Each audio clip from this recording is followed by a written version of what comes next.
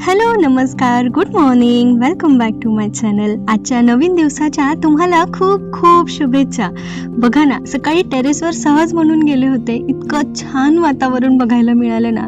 सध्या पावसाळा सुरू झालाय ना, त्यामुळे सगळीकडे मस्त ग्रीनरी बघायला मिळते. बरं, आज तुम्हाला एक प्रश्न विचारू का? उत्तर मला आत्ता नका देऊ, व्हिडिओच्या शेवटी द्या किंवा कमेंटमध्ये सांगा. लहानपणी कधी तुम्ही देवा मला मोठं कर असा आशीर्वाद मागितलाय का? आणि आता असं वाटतं का, देवा एक दिवस तरी मला परत लहान करून टाक रे? असं का होत असेल बरं? कारण लहानपणी आपल्याला मोठं होणं म्हणजे स्वातंत्र्य वाटायचं, आणि मोठं झाल्यावर कळलं स्वातंत्र्यापेक्षा जबाबदाऱ्या खूप मोठ्या असतात. लहानपणी आई म्हणायची आधी अभ्यास कर, आपण म्हणायचो मोठं झाल्यावर ना कोणी काही सांगणार नाही, पण गॅस सांगतो आपल्याला, कुकरच्या शिट्ट्या सांगतात, मुलांची शाळा सांगते, नवऱ्याचा डबा सांगतो, ऑफिस सांगतं, घर सांगतं, आणि येणारे जाणारे नातेवाईक सांगतात. आणि दिवस संपेपर्यंत कोणी ना कोणी आपल्याला काही ना काही सांगतच असतं. लहानपणी आपल्याला जेवण तयार असायचं. आज काय बनवायचं हा प्रश्न सकाळपासून डोक्यात फिरत राहतो. भाजी कोणती करायची, पोळ्या किती करायच्या आहे, डब्बा काय करायचा आहे, संध्याकाळी काय बनवायचं आहे. कधी कधी वाटतं खाण्यापेक्षा विचार करण्यातच जास्त ऊर्जा निघून जाते. हे पाहिलं का ब्रह्मकमळ? गेल्या अनेक व्हिडिओमध्ये याची कळी मी तुम्हाला दाखवली होती. बहुतेक याचं फुल आज उमलणार आहे बरं का. आज नाश्त्यासाठी मी बनवल्या होत्या शेवयांचा उपमा. त्यासाठी मी ज्या शेवया वापरतीये त्या माझी आई पाटावर बनवते. दरवर्षी कुरडई, पापड, मसाले, सगळ्या काही गोष्टी अगदी न चुकता माझ्या घरपोच आई पाठवते. तुम्ही बनवता का शेवयांचा उपमा? त्यासाठी ना तेल किंवा तूप टाकून शेवया अशा छानपैकी परतवून घ्यायच्या, आणि त्यानंतर आपण जसं पोहे करतो तशी सेम रेसिपी आहे, फक्त आपण पोहे भिजवतो, यात आपल्याला शेवया भाजून टाकायच्या असतात तेलात. जिरं मोहरीची फोडणी द्यायची, कांदा, टोमॅटो, कढीपत्ता, हिरवी मिरची, आणि हवं असेल तर तुम्ही मॅगी मसाला सुद्धा त्यामध्ये टाकू शकता. त्याने पण एक छान वेगळी टेस्ट येते. बरं, कुठे होतो आपण? लहानपणी मोठं व्हावं असं वाटायचं ह्या विषयाकडे. लहानपणी आपले कपडे आपल्याला घडी करून कपाटात मिळायचे, आणि आज कपडे धुणं, वाळत घालणं, घडी करणं, ते कपाटात ठेवणं, आणि दुसऱ्या दिवशी कुणाला काही नाही सापडलं तर ते शोधून देणं, या सगळ्या गोष्टी आपणच करतो. लहानपणी पाऊस पडला की चिखलात उड्या मारायचो. आज पाऊस पडला की सगळ्यात आधी आठवतं वाळत घातलेले कपडे. लहानपणी रविवार म्हणजे मज्जा, कार्टून, खेळ, आणि आज रविवार म्हणजे साफसफाई, आठवड्यांचा स्वयंपाक, कपड्यांचा ढीग, आणि बाकी राहिलेली कामं जी रविवारसाठी राखीव होती. लहानपणी रडायला काही कारण लागत नव्हतं. आज रडायला 1000 कारणं असतात, पण वेळच नसतो. कधी कधी बाथरूममध्ये 2 मिनिटं शांत उभं राहणं हाच आपल्या दिवसातला एकमेव ब्रेक असतो. लहानपणी आई थकली असेल हे कधी लक्षातच आलं नाही.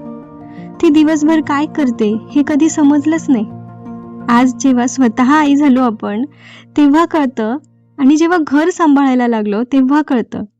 आईचा प्रत्येक घामाचा थेंब, प्रत्येक त्याग, तिने जागलेली प्रत्येक रात्र, हे सगळं समजू लागायला लागले. आणि मग न सांगताच तिची माफी मागावीशी वाटते. आपण लहानपणी म्हणायचो मोठे झालो की पैसे कमवू, आपल्याला हवं ते घेऊ. आज पैसे येतात, पण कधी EMI, कधी वीज बिल, कधी गॅस, कधी मुलांची फी, घरातले खर्च, बाकी इतर मेंटेनन्स, आणि शेवटी स्वतःसाठी काही घ्यायचं म्हटलं की मन म्हणतं राहू दे, पुढच्या महिन्यात बघू. आणखी एक गोष्ट, लहानपणी वाढदिवस यायची खूप उत्सुकता असायची. आज वाढदिवस आला की वय वाढलं याची जाणीव होते. पण माहितीये का, मोठं होण्यात एक खूप सुंदर गोष्ट आहे. नका जास्त आठवणींमध्ये रमत जाऊ की लहानपणी हे होतं ते होतं. अरे, मोठे झाल्याचे पण फायदे आहेतच की. आपण कोणाच्या तरी आयुष्याचं सुरक्षित ठिकाण आहोत. मुलांसाठी आपण आई आहोत, आई वडिलांसाठी त्यांचा आधार आहोत, नवऱ्यासाठी साथीदार आहोत, घरासाठी आपली उपस्थिती त्यांच्यासाठी ऊर्जा आहे. आपण थकलो तरी हे सगळं प्रेमाने करत राहतो, कारण आपण फक्त मोठे नाही झालोय, तर आपण कुणाचं तरी जग बनलोय.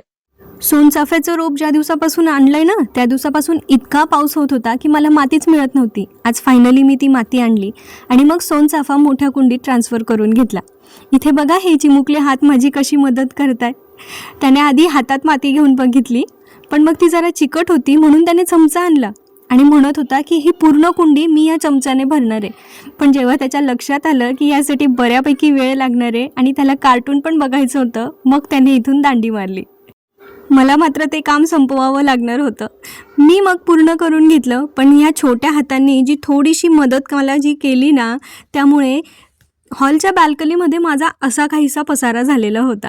बरं, मला तुम्हाला एक सजेशन विचारायचं आहे. हे ना माझ्या विड्याच्या पानांचा वेल आहे, त्याची सगळी पानं अशी लाल पडली आहेत. त्याच्यावर काही उपाय असेल तर मला प्लीज सांगा. आता जेव्हा मी हे काम करत होती तेव्हा माझी मोठी मुलगी अक्षू, तिला मला तिच्या शाळेत झालेल्या सगळ्या गप्पा गोष्टी सांगायच्या होत्या. मी तिला म्हटलं आपण आतमध्ये जाऊन बोलूया, तर ती म्हणते नाही नाही, तू तुझं काम कर, मी तुझ्याशी इथेच गप्पा मारते. आणि मग अशा पद्धतीने आम्ही आमचा क्वालिटी टाईम इथे स्पेंड करत होतो. मुलांकडे किती काय असतं ना आपल्याला सांगण्यासाठी, म्हणून त्यांच्यासाठी पण थोडासा वेळ काढलाच पाहिजे. कारण खूप गोष्टी असतात त्यांना सांगायच्या आणि आपण जर नाही ऐकल्या ना तर थोड्या दिवसानंतर त्यांना आपल्याला सांगण्याची इच्छा होत नाही. मग ते घरामध्ये एक वेगळ्याच प्रकारची शांतता असते आणि मुलं बऱ्याचशा गोष्टी आपल्यासोबत शेअर करणं पण सोडून देतात. म्हणून तुम्ही कितीही कामात असाल ना तरी आय कॉन्टॅक्ट करून त्यांच्याशी गप्पा नक्की मारा. त्यामुळे आपल्यालाही कळतं की त्यांच्या शाळेत नेमकं काय चाललं आहे, त्यांच्याशी बाहेरचे लोक कसे वागत आहेत, त्यांचं फ्रेंड सर्कल कसं आहे आणि आपली मुलं घराच्या व्यतिरिक्त बाहेरच्या ठिकाणी कशा पद्धतीने कुठले एक्सपिरियन्स त्यांना येत आहेत. माझ्याशी एवढ्या सगळ्या गोष्टी शेअर केल्यानंतर ती ना खाली जाण्याची खूप वाट बघत होती, पण नंतर पावसाने इतका जोर वाढवला की बिचाऱ्यांना खालीच नाही जाता आलं आणि म्हणून तिने घरातच तिची हाऊस खेळण्याची भागवून घेतली. इतकं निरागस असतं बालपण, म्हणजे छोट्या छोट्या गोष्टीत आपण किती खुश असतो नाही का. बरं, आज मला ना छान अशी फ्रेश आळूची पानं मिळाली होती, जे मला अळूवड्या करून घ्यायच्या होत्या आणि जेवणासाठी आज जरा हलकासा बेत होता, म्हणजे फक्त खिचडी मला बनवायची होती. खानदेशी लोकांचं खिचडी प्रेम तर तुम्हाला नक्कीच माहिती असणार आहे. हां, पण आमच्याकडे फार वेळा खिचडी होत नाही आठवड्यातून एखाद वेळेला, किंवा ज्या दिवशी संध्याकाळच्या स्वयंपाकात काहीतरी थोडंसंच खायचं असेल त्यावेळेला मी खिचडी करते. साधीशी आपली कांदा, टोमॅटो, बटाटे, कढीपत्ता, आलं, लसूण असं सगळं. आणि हा खिचडी मसाला मी तुम्हाला जो दाखवला ना तो पण मला आईने दिला आहे, तो मी आज पहिल्यांदा ट्राय करणार होते. म्हणजे आपण ह्या छोट्या छोट्या गोष्टीतही इतकं आनंद शोधायला लागतं की आज काहीतरी वेगळी टेस्ट आपल्याला नेहमीच्या खिचडीत मिळणार, त्याने पण मी खुश होते. अरे, कामांच्या मध्ये आपला मेन विषय बाजूलाच राहतोय की बोलायला. बरं, लहानपणी मोठं होण्याची घाई आपल्या सगळ्यांना होते, कारण मोठं होणं म्हणजे फक्त मोकळं आयुष्य असं आपल्याला वाटायचं. पण आज कळतं मोठं होणं म्हणजे जबाबदाऱ्या, त्याग, काळजी आणि त्याचबरोबर खूप साऱ्या लोकांच्या चेहऱ्यावरचं हसू जपण्याची ताकद.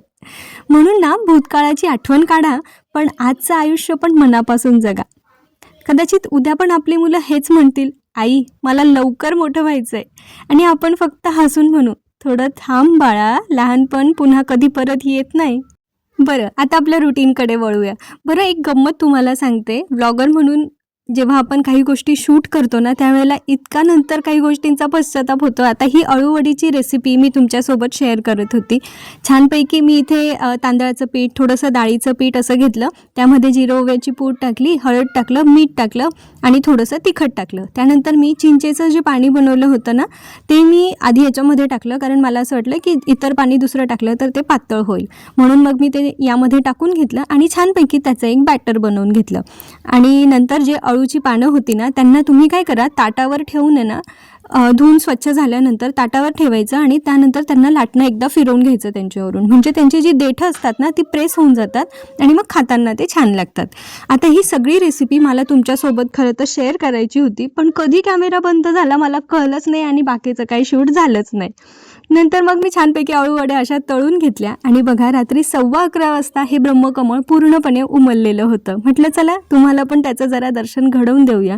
रात्री 12 वाजता मी यांची पूजा केली फुलाची, आणि त्यानंतर खरं तर हे फूल तोडण्याची अजिबात इच्छा होत नाही, कारण 20 ते 25 दिवस घेतं हे फूल इतकं मोठं होण्यासाठी, पण मग ते सकाळपर्यंत झाडावर तसंच कोमेजून गेलं असतं, म्हणून आधी पूजा केली, झाडाला सॉरी म्हटलं, पण मग ह्या फुलाचं जीवन सार्थकी लागण्यासाठी त्याला देवाचरणी अर्पण केलं. तर असा होता माझा आजचा दिवस. तुम्हाला कसा वाटला मला कमेंट करून नक्की सांगा. आवडला असेल तर लाईक शेअर करायला विसरू नका, आणि माझ्या गप्पा तुम्हाला रिलेटेबल वाटत असतील तर कमेंटमध्ये मला छान छान कमेंट करा. चला पुन्हा भेटूया अशाच एका नवीन विषयासोबत. तोपर्यंत आपली आणि आपल्या परिवाराची काळजी घ्या. पुन्हा भेटूया. धन्यवाद. बाय.